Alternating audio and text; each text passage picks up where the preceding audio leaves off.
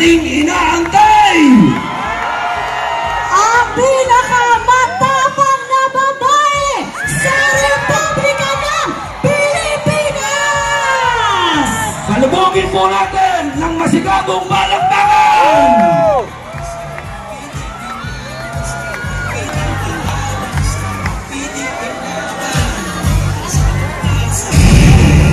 Rate of poverty in the Philippines is at its highest in 21 years. Teacher says she often complains about drug hungry. Pinagtataga hanggang sa mamatay ang natutulog na maglola.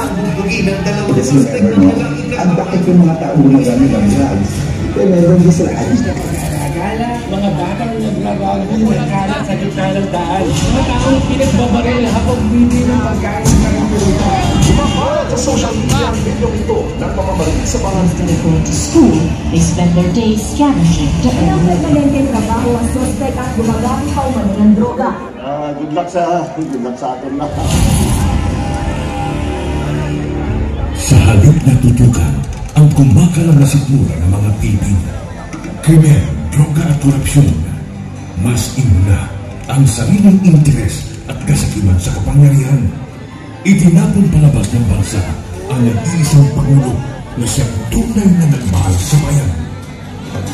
Mula nung si Tatay Digong naging Pangulo, tumahimik yung mga Pilipino.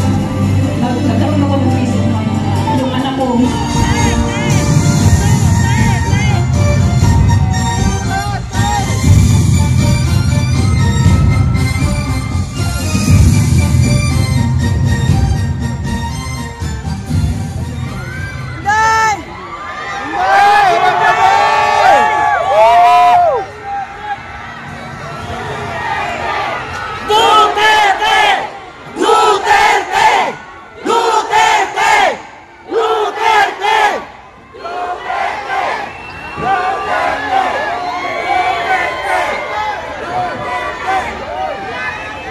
Mga kababayan,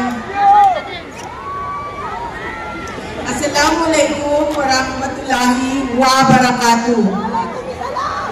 Madayaw, umayong gabi kaninyong tanan. Magandang gabi sa inyong lahat. Una na sa lahat, ialay natin ang pasasalamat sa Diyos para sa araw na ito. Pangalawang pagpapasalamat ay sa inyong lahat na nasa ilalim ng ulan, gutom, walang ayuda, naipit sa traffic, hindi pumasok sa trabaho. Ngunit ibinigay ninyo ang panahon para sa aming lahat ngayong gabi. Maraming salamat sa inyo. Ang susunod na pagpapasalamat ay sa PDP dahil binigyan nila ako ng pagkakataon sa rally nila ngayon. Maraming salamat sa inyo. Ang sunod na pagpapasalamat ay mula kay Pangulong Rodrigo Duterte. Sa inyong pagmamahal, sa inyong patuloy na suporta at pagdarasal na siya ay maibalik dito sa ating bayan. Maraming salamat. Ang susunod na pagpapasalamat ay mula sa akin, sa patuloy ninyo na suporta sa akin at sa aking mga kasamahan sa opisina ng Pangalawang Pangulo. Maraming salamat. At ang huling pagpapasalamat ay mula sa aming pamilya. Naku, kayo ang amuang utang ang kabubuton kaninyong tanan sa oportunidad na ginahatag ninyong kanamo na makaserbisyo sa ato ang nasod. Daghang salamat. Ang pwesto na kinatatayuan ko ay hindi para sa akin. Ito ay para sa Pangulong Rodrigo Rodrigo Duterte. Pero tinawag ako ng tadhana dahil kinidnap ang tatay nating lahat.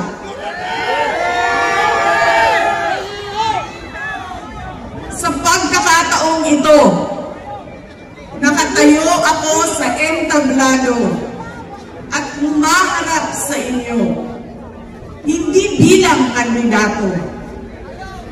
Ako si Inday Sara, isang botanteng nagmamahal sa ating bayan at natatakot para sa ating kinabukasan. Mga kaigsuunan ko, iniibig ko ang Pilipinas. Iniibig ko kayong mga Pilipino. I love you!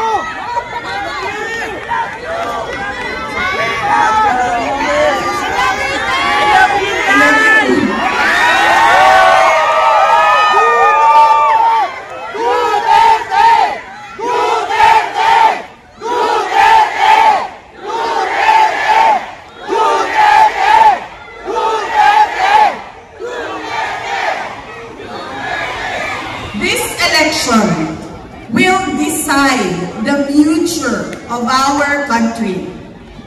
Ang boto ninyo ang magbibigay katiyakan kung maituloy ang pagbabago o tuloy-tuloy na lang tayo sa kapahamakan. Filipinos deserve better. Nagpapasalamat ako dahil nandito pa rin kayo at nakikinig sa akin sa kabila ng kaliwat kanan na paninira nila. In the past months, my name and my family's name have been dragged through the mud. I have repeatedly said it before, and I will say it again now. I am not the problem of this country.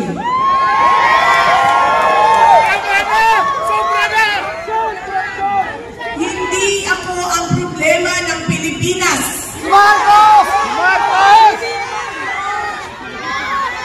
Hindi Duterte ang problema ng Pilipinas.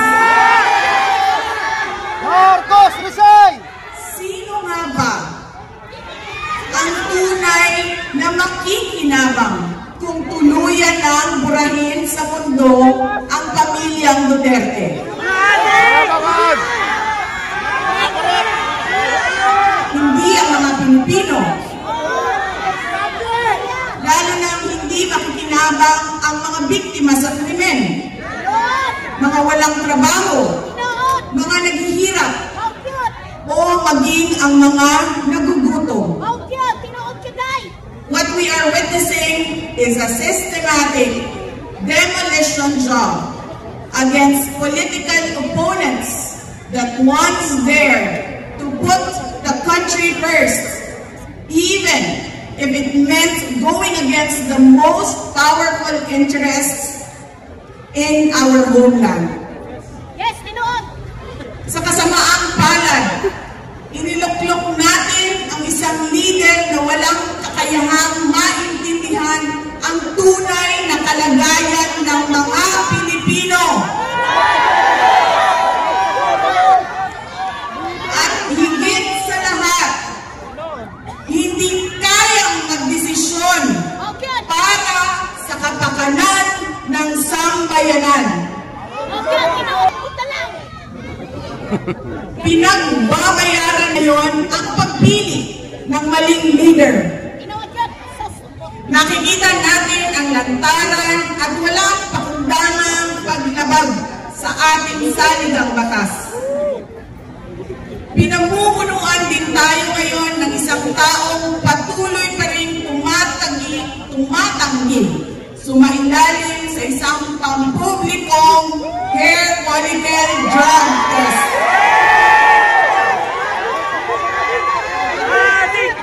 At nagsinungaling sa 20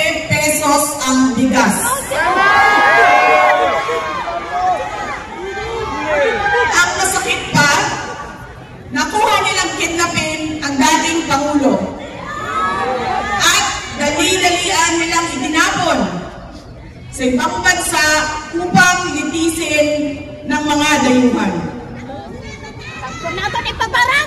Ngunit, higit pa sa mga kabiluang ito ay isang mas malalim na pambabastos at pang-iinsulto sa ating mga Pilipino. Iniinsulto nila tayo sa paggamit ng ayuda upang bilhin ang boto ng mga tao. Ang ayuda ay hindi naman likas na masama. Sa katunayan, marami ang natulungan ito noong panahon ng pandemya. Ngunit, kapag ginamit ito para manipulahin kayo at pagsamantalahan ang inyong kahirapan upang manatili sila sa kapangyarihan, nagiging sandata ito ng pang-aabuso. Again, Filipinos deserve better.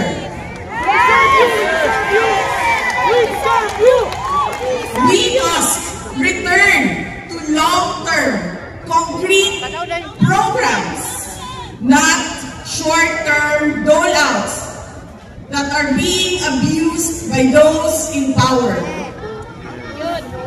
Ang kailangan ng Pilipino ay isang mabisang food security program.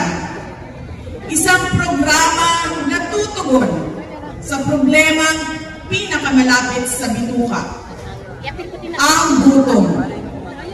Ang kailangan ng Pilipino ay isang modernong hybrid education system na nakasandal sa pagtuturo ng disiplina at pagmamahal sa bayan. Ang kailangan ng Pilipino ay isang tunay na universal healthcare system na tutugon araw-araw sa lahat ng health centers at hospitals at hindi lamang sa mga supporters ng politiko. Ang kailangan ng Pilipino ay matibay na infrastruktura. Let us build into the future. Ang kailangan ng Pilipino ay oportunidad sa hanap buhay at trabaho dito sa loob ng ating bayan. Masakit sa kalooban nating lahat ang kalagayan ng maraming nating OFWs na malayo sa kanilang mga mahal sa buhay. At higit sa lahat, ang kailangan ng Pilipino ay peace and order. Kailangan nating ganap na buksain ang kriminalidad, illegal na droga, terorismo, at insurgency sa pamamagitan ng makatotohanang non-partisan Philippine National Police na suportado ng ating sandatahang lakas. Kinahanglan undahon nato ang batasan sa pagpili sa mga kandidato na gikan sa political dynasty. Kining mga sikat na apelido nga magsayaw-sayaw ra o magkanta sa atubangan. Igo ra magpakatok, undahon ang mga party list na gipanaghiya sa mga dato. Undahon ang mali na pagpili sa atong mga opisyales. Undahon ang budol o pagpamakak. Kailangan natin mag-vote straight sa mga taong magtutuloy ng nasimulan ni Pangulong Duterte. Idiretso natin ang boto. Number 38, Rodante Marcoleta. Number 10, Jimmy Bondo. Number 56 sa balota, Attorney Vic Rodriguez. Number 22, Bato de la Rosa.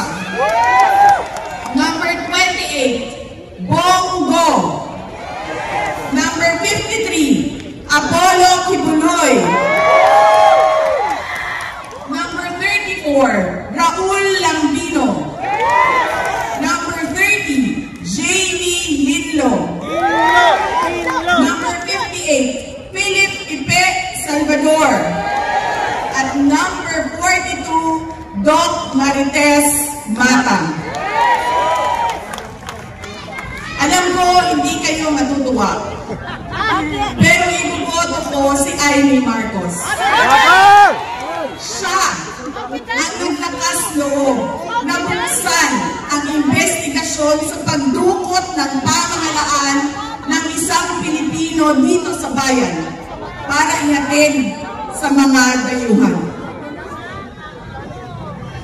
Support! Support!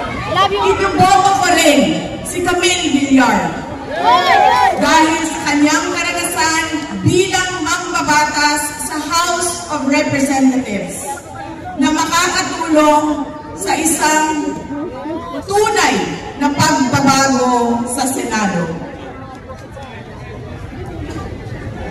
Hindi ako mapapagod na sabihin ito. We Filipinos deserve better. Tunay na kapayapaan at kaunlaran na hindi lamang para sa iilang politiko at mayayaman. Kaya sa grade 12, kailangan nating maging mapagmatya. May mga ulat at bulong-bulungan na may mga kumikilos na sa iba't ibang parte ng ating bansa. Mga babala na maaaring nagsisimula na ang malawakang layaan sa halalan ng alyansa. Ang binuong alyansa ay isang mapanganib na pagsasanib puwersa ng isang administrasyong walang kakayahan, mga elitistang liberal, at mga tinaguriang makabayan na ang tunay na hangarin ay manatiling mahirap ang taong bayan.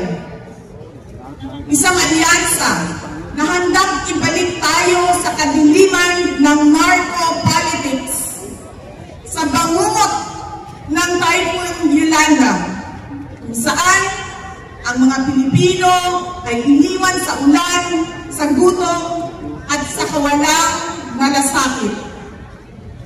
Ito ang alyansang muli nais nating alipinin gamit ang kahirapan, kasinungalingan, at kapangyarihan. Sa May 12, bumoto tayo ng may buong dangal. Bumoto tayo ng may tapang. Let us show the world that no amount of vote buying or cheating can suppress the fury burning in our hearts. Time and again, you have heard me say, God save the Philippines. Yes! Ngayong Lunes, bumoto tayo ng diretso. And let us all save the Philippines. Ako si Inday Sara Duterte. Isang botante. Syukran.